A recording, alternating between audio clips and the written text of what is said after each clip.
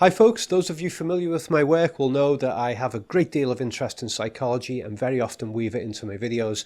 And over the years I've had a lot of people send emails or asking me on Patreon, will you make a video on how to deal with anxiety or trauma?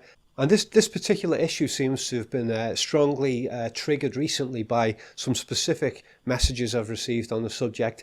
And I have this funny thing where I don't know if you folks have this, but I tend to find that the things I dream about are often determined by my interrupted thoughts in the day. So if I come across some particular subject and I'm like, that's interesting, I need to consider this, and then I suddenly get distracted away from that thought or that experience, it's like the thought or the experience has gone unfinished.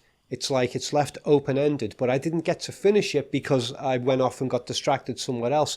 And then what happens is I dream about that subject, as if my unconscious kind of says, well, you've got an unfinished thought there, so we need to finish off that thought process in a dream. I very often have that. It's weird.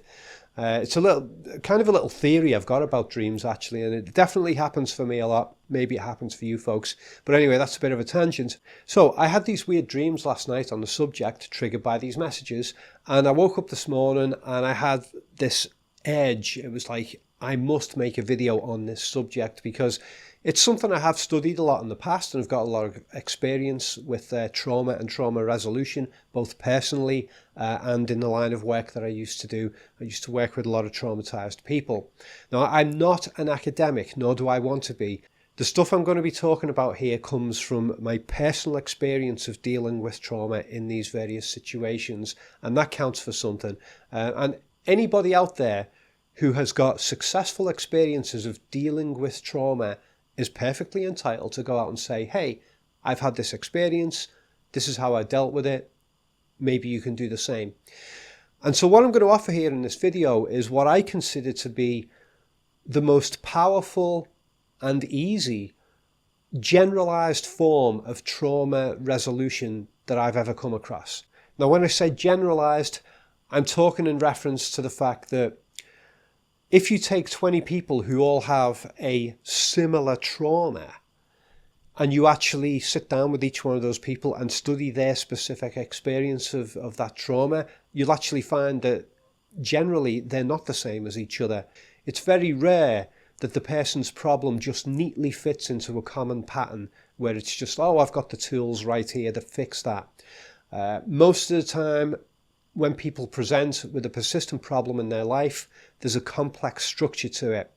And you are, as a therapist, you often have to tailor your solutions, tweak them a little bit to suit the unique circumstances and the unique structure of that person's problem. So I'm not offering a generalized solution here that will absolutely work for everybody in every situation. But in my experience, this is the most effective generalized approach, and hopefully you folks can find ways of tweaking it towards your particular problems if you need to. And I have gradually refined this technique over the years. I've come across different variants of how to do it. I've come up with different variants myself, and I've tested them and found out which ones work better and which don't, and I've distilled it down to what you're about to watch. But before we get into it, I have a quick announcement. For those of you who are signed up to me on Patreon, I have a new video available on there today, which is called Meta News, and it's all about how to make sense of news media, headlines, things like that, how to read and watch news media sources and actually pick it apart with quality questions and figure things out. That's a new series that I've started for my Patreon supporters. Episode 1 is done and is available to my Patreon supporters today. That's exclusively available to Patreon supporters. So the link is in the video description. You can go and sign up on there and get access to that first episode. I may post some future episodes of it here on YouTube as teasers, but for now, it's a Patreon exclusive. So the first thing is to identify the core basic problem of why people fail to deal with the traumas, why the traumas are persistent and won't go away despite people's best efforts. The basic issue is that the natural human response to traumatic memories, traumatic experiences, is to try and suppress them, to try and block them out, to try and pretend that they didn't happen, or to try and just switch off the memory so that it doesn't happen at all. Make the memory so that it hardly ever gets triggered. But these things don't really work because you're just pushing it into the subconscious, and the subconscious has a habit of taking particular issues that have not been dealt with and throwing them back in your face. Often it comes out in dreams. You have nightmares about the issue, or you'll be in particular situations and you suddenly get particular feelings, negative feelings, painful feelings, debilitating feelings, and you find yourself unable to deal with the situation and unable to deal with your feelings, and you don't know why. The reason you don't know why is because the traumatic memories have been suppressed. That's why you're not aware of them. So when you suppress a memory, it actually makes it more powerful as a villain against you, because not being aware of the specifics of the memory means that you can't deal with it when it's affecting you, because you don't have conscious access to it.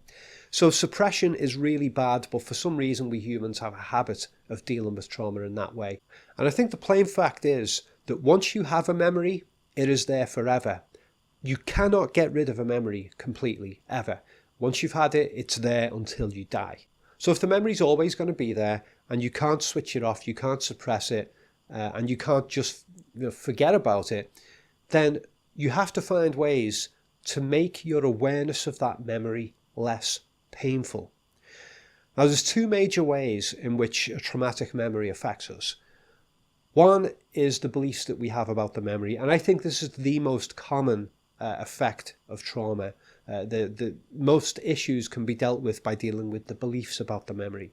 The trauma memory in itself is not particularly intense at the physical biological level, but it triggers a load of negative beliefs, mostly unconscious, and those negative beliefs become debilitating to us. And the other type of trauma, much more rare in my opinion, is a memory that was so painful at the biological level. The intense state of hormones or even actual physical pain was so intense that memories of the experience in itself triggers those hormonal states again, and even triggers a sense of physical pain. That's a much more rare type of trauma, much more intense. But the technique I'm going to offer you works for both. Not all of the time, but a lot of the time it can get great results. And it may not completely fix the problem for you, but if it lessens the problem for you by, say, 50%, that would be a great result. Right, so I'm going to deal with the worst one first, the ones where there is an intense physiological response to the memory. We'll deal with that one first, and then we'll deal with the trauma events that tend to trigger negative beliefs, and it's the negative beliefs that cause the problems for you. Right, so with a memory that triggers an intense physiological response, the key way to deal with it as a basic pattern interrupt is to have something else happen that triggers opposite physiological responses in the body which counter those of the trauma memory. So let's say you had a trauma memory of getting physically beat up, right? The memory of it is very painful, it's very visceral, and when you experience it, your heart rate increases and adrenaline kicks in and cortisol kicks in and all that kind of stuff, right? You need something that goes in the opposite direction. So what I would ask you to do is think of some opposite physiological experiences that you've had, really intense ones. Like you may have had some experience where you went swimming in the ocean and it was glorious and you felt so unbelievably healthy. It was incredible. And, you felt glad to be alive and your blood was racing through your veins in a nice positive way, and you're getting all the good hormones and the sunshine and stuff like that. It could be something like that. Or it could just be a really powerful and positive sexual experience that you had. That's a very intense, positive physiological state. Go through your experiences and think up ones where you had an intensely good physiological time, where you felt a lot of pleasure, a lot of energy. You felt absolutely wonderful, almost like you're drugged. I mean, you could even use actual drug experiences that you've had, the memories of them. I'm not suggesting you go take drugs for this. I don't think you need to do it. But I mean, I can remember times when I took LSD when I was younger and I had some pretty wild, intense experiences.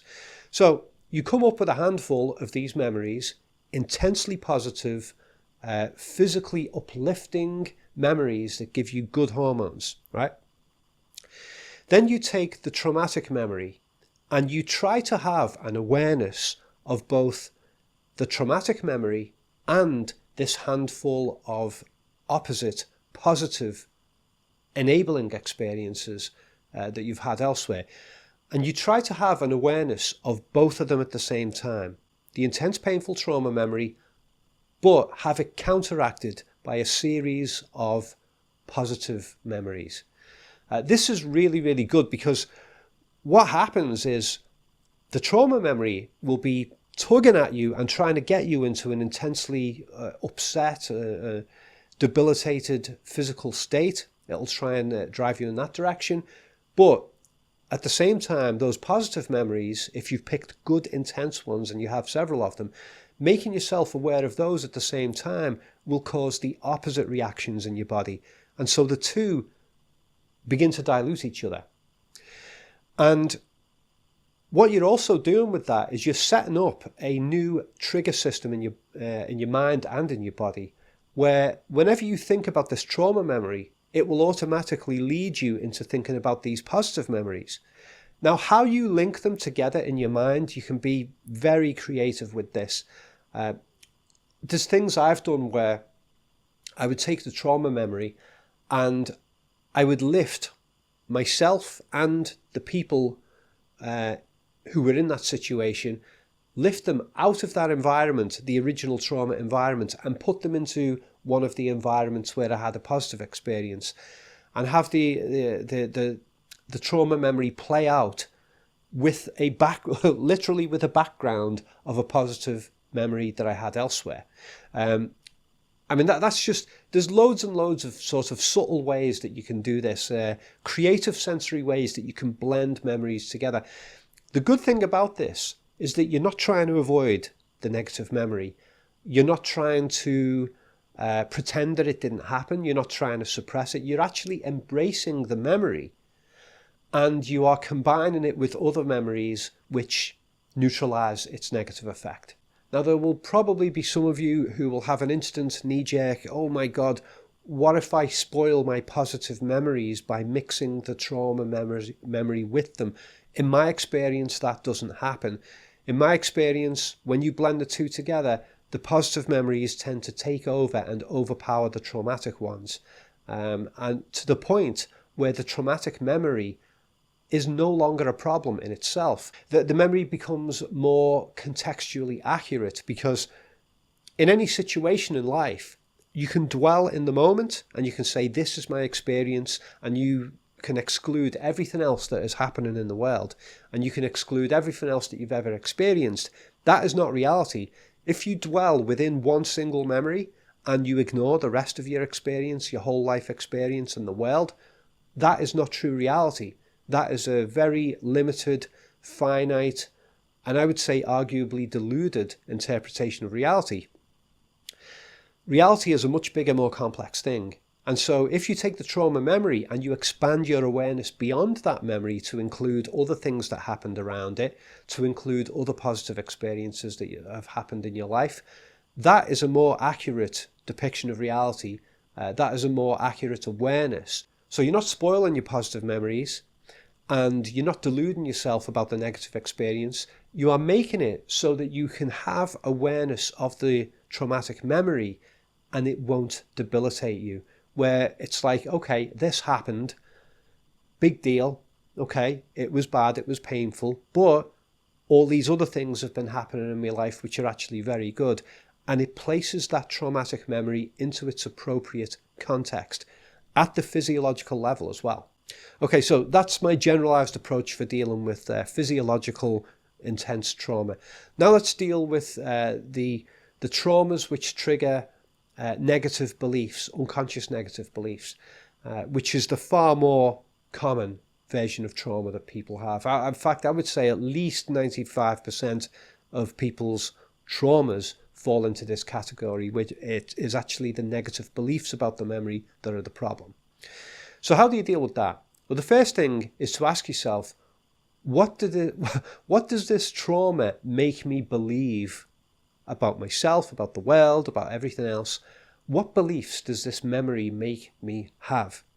And very often asking people that kind of question, you'll get some kind of response where it's like, oh, that belief makes me feel that I am useless, that I am a loser, that I am powerless, that the world is a nasty, bad place. It makes me believe that I can't trust anybody, and so on. You get standard beliefs like that that sort of come up. And so how do you deal with that? Well, it's the same process, more or less, as what we dealt with for the other one, except you're going more in a belief direction rather than a physiological one. So you would identify the key negative beliefs that the trauma memory causes you to have, and then you would ask yourself, well, what other experiences have I had in my life that go against that trauma belief? What experiences have I had that make me believe the opposite? That genuinely make me believe the opposite. You know, think of all kinds of positive experiences, empowering experiences, and write them all down. And one way I like to do this is to write down keywords for them. Instead of having to write a detailed description of each positive memory, just think of a really positive memory and write a keyword for it, like say, day in a field or something like that. I don't know, maybe you had some really positive memory when you were in a field. So, or even a colour, you could just say, oh, this one was like blue diamond. You could call the memory blue diamond. It doesn't matter what the hell it is, as long as you have some sort of a key word that you can write down, and as soon as you see that word, you will remember what the memory is. So you would write them down, get like say 3, 4 or even 5 incredibly positive, good experiences that give you the opposite beliefs of what the traumatic memory does. Then you do the same thing that we did before. You blend the two together. You take the traumatic memory, you have full awareness of it, don't deny it, don't suppress it, have the full awareness, and make yourself aware of these other incredibly positive memories at the same time. You can run the trauma memory through your head, and you can sort of recite those keywords that trigger the positive memories. And again, you are not deluding yourself with this. You are actually bringing yourself into a much more realistic interpretation of the traumatic memory, because memories don't exist completely in isolation. Single memories are part of a larger whole. So you're expanding the context of the memory, and this is actually something that can be done conversationally as well. I mean, you can do this stuff in a kind of hypnotic trance, self-meditation form. You can actually lay down and visualize and go through this as a sort of Derren Brown type mental exercise. You can do it that way, or you can do this conversationally. I've done this a lot of the time with people conversationally. You know, people complain about some bad experience, and I think a lot of us have a habit of dealing logically with traumatic memories in this way. So I think it's quite natural. Somebody comes along and they say, oh, I had this experience, it's so bad, and it makes me feel like this about myself. And as an outsider who's not having that trauma memory, it's very easy to step in and say, well, the conclusions you're reaching about that memory aren't really right, because this, and this. And the outsider person can point to other aspects of reality, or even point to other incidents that have happened in that person's life and say, well, this happened, and this happened, and this happened. And those things go completely against the extremely negative beliefs that you're having about that memory over there. So, just relax and put it into context there. That can happen conversationally, and very often does. And you can do that conversationally with yourself as well. But I think it's good to blend the two, to do the conversational aspects with yourself, and to include the sort of visualization aspect where you're taking the sensory aspects of the trauma memory and the counter experiences that you've had, and you blend them together at the sensory level. You can do that in all kinds of ways. It's like filmmaking. It's like filming and editing a movie. You can mix the two together so that they become connected conceptually in your mind permanently. And what I tend to find happens when you deal with traumas in this way is, it's not that the trauma disappears from your life. It always remains, but it triggers less often. And when it does trigger, it goes away very, very quickly. It's like, oh, the trauma memory is coming back, and then if you've done these exercises, the very unconscious process of entering into that trauma memory causes you to, at the unconscious level, automatically bring in the positive experiences that counter it. You don't even have to consciously stop and remember to do it. You've hardwired it in your mind so that that memory is automatically tied to its own solutions elsewhere in your overall life experience. So yeah, I mean, I've done this as a bit of a ramble today because, I don't have any notes on this. Well, I've got my notepad here and I haven't even written anything down. I just woke up this morning. I'd had these weird dreams about the whole issue of trauma, and I actually had some funny sort of nightmares mixed in with it, which I woke up and I wrote those down. I was like, my God, that would make an amazing horror movie about trauma, but I won't go into that right now. Feel free to ask questions in the comment section or talk about your experiences of whether this works, whether it doesn't. There will be a lot of you in the comments section who will come along and saying, well, I've got this particular trauma and it's very, very difficult to deal with, and the beliefs to do with it are very difficult to deal with. I can't make a generalized video that will address every single detail of everybody's different types of traumas. But like I said in the title of the video and at the start, this is the best generalized approach that I've ever come across or come up with. And before I go, don't forget, check out on my Patreon. I have a new video series I've just started on there on meta news, how to question news media headlines and stuff like that. So go and sign up on Patreon if you want to watch that one. And also, as I said in a previous video on my main channel, I am no longer producing the long form film analysis videos that so many of you who watch my work are big fans of. I'm no longer producing those for YouTube until I reach 600 Patreon supporters. I've got about maybe 320 at the moment. I got about an extra 50 or 60 since I announced that a couple of weeks ago, that I'm not producing long form film analysis videos anymore. So if you want me to start producing those videos for YouTube again, get on the Patreon and become a monthly supporter. I'm not doing them until I reach the 600 Patreon supporters. But I have just finished writing a very long video, probably about an hour and 40 minutes, on systemic nihilism in the first two Terminator movies. This one goes very in depth into those films. That's a video that I'm going to be editing in this coming week or two, and that will be available to my Patreon supporters and on my website as a digital download. So the link to my Patreon page is in the video description below. You folks take it easy. Bye bye.